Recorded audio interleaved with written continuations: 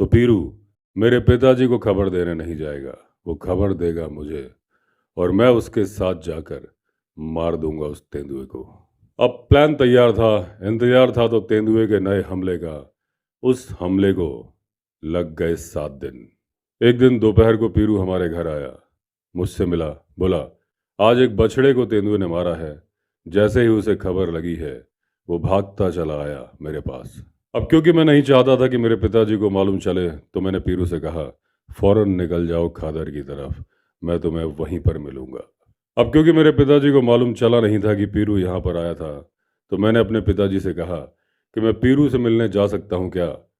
Dinner के लिए कुछ पक्षी मार लाऊंगा और दे दीजिए मुझे अपनी .375 राइफल। मुझे फौरन परमिशन मिल गई। अब मैंने ले ली 12 बोर की शॉटगन और .375 मैग्नम राइफल। अब मैं गेट से ट्रैक्टर पर बैठ के बाहर निकल रहा था, तभी मेरे बड़े भाई जो कि गए हुए थे मुरादाबाद वहाँ से लौटे और उन्होंने मुझसे पूछा कि तुम कहाँ जा रहे हो। मैंने उनको जवाब नहीं दिया कि मैं कहाँ जा रहा हूँ। मैंने उनसे कहा आओ मेरे साथ बैठो। जब ट्रैक्टर गेट के बाहर निकल गया तब मैंने उनको बताया कि ये मेरा प्लान है, लेकिन वो प्लान मैंने कुछ ऐसे अंदाज में बताया था कि वो ना नहीं कर पाए। अब हम पहुंच गए खादर। हमें पीरू वहीं मिला जहां तय हुआ था। अब वो हमको लेके गया उस जगह पर जहां पर तेंदुए ने मारा था बछड़े को।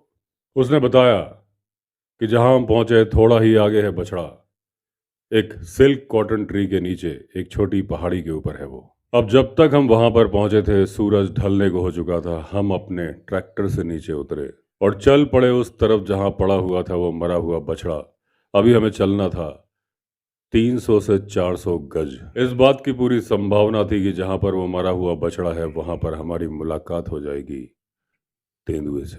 अब थोड़ी देर तक वॉक करने के बाद हम एक ऐसी जगह पर पहुंच गए जहां पर लंबी लंबी घास थी, हमारी छाती तक आ रही थी। अब हमने पूछा पीरू से कहाँ है वो मरा हुआ बछड़ा। उसने हाथ से इशारा करके बताया कि उस पेड़ के पास।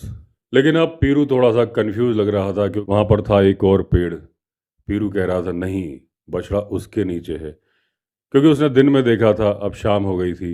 वो खुद कंफ्यूज था कि बछड़ा है किधर।